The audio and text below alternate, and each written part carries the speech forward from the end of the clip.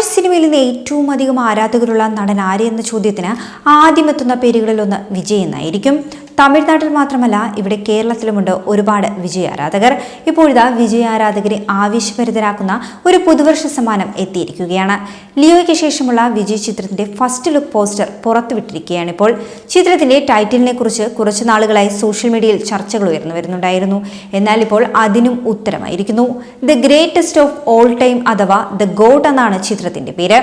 Time travel ചിത്രമായിരിക്കും the GOAT എന്നാണ് സൂചനകൾ. ദളപതി 68 എന്ന് താൽക്കാലികമായി നാമകരണം ചെയ്തിരുന്ന ചിത്രത്തിന്റെ ഫസ്റ്റ് ലുക്ക് പോസ്റ്റർ ഇന്നലെ വൈകിട്ട് 6 മണിക്കാണ് നിർമ്മാതാക്കളായ ഏജിയസ് എന്റർടൈൻമെന്റ് പുറത്തുവിട്ടത്. വിജയുടെ കരിയറിലെ 68ാമത് ചിത്രം വെങ്കട് പ്രഭുവാണ് സംവിധാനം ചെയ്യുന്നത്.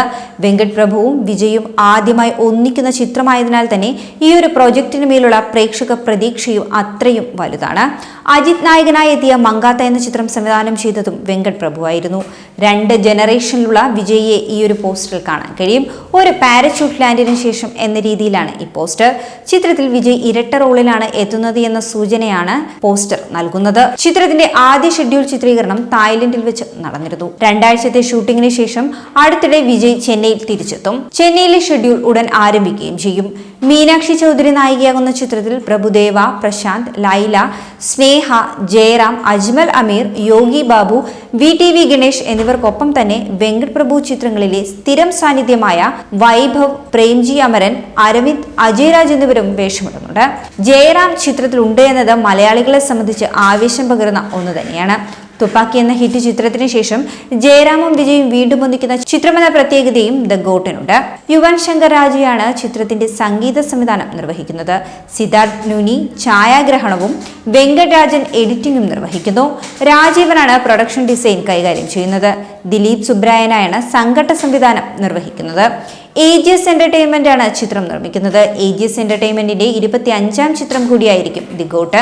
സമീപകാല തമിഴ് സിനിമയിൽ നിർമ്മാതാക്കൾക്ക് ഏറ്റവും മിനിമം ഗ്യാരണ്ടി നൽകുന്ന നടൻ കൂടിയാണ് വിജയ്. കരിയറിലെ ഏറ്റവും വലിയ വിജയമാണ് കഴിഞ്ഞ ചിത്രം ലിയോയിലൂടെ വിജയ് സ്വന്തമാക്കിയിരിക്കുന്നത്.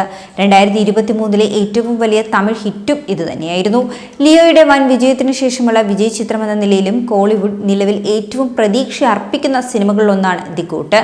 കൂടാതെ തന്നെ ദി ഗോട്ടിന്റെ തെന്നിന്ത്യൻ ഭാഷകളിലെ OTT റൈറ്റ്സ് വിറ്റുപോയിരിക്കുന്നുവെന്ന വാർത്തയും നേരത്തെ തന്നെ പുറത്തു വന്നിരുന്നു. കോടികളുടെ തുകയ്ക്കാണ് ചിത്രത്തിന്റെ OTT റൈറ്റ്സ് വിറ്റുപോയിരിക്കുന്നതെന്നാണ് വിവരം. ഡിജിറ്റൽ അവകാശം സ്വന്തമാക്കിയിരിക്കുന്നത് നെറ്റ്ഫ്ലിക്സ് ആണെന്നുമാണ് റിപ്പോർട്ടുകൾ. എന്നാൽ ഈ കാര്യത്തിലൊന്നും ഔദ്യോഗിക സ്ഥിരീകരണം ഇതുവരെ ഉണ്ടായിട്ടുമില്ല. കൂടുതൽ വാർത്തകൾക്കായി B4 Blaze ഫോളോ ചെയ്യൂ, സബ്സ്ക്രൈബ് ചെയ്യൂ.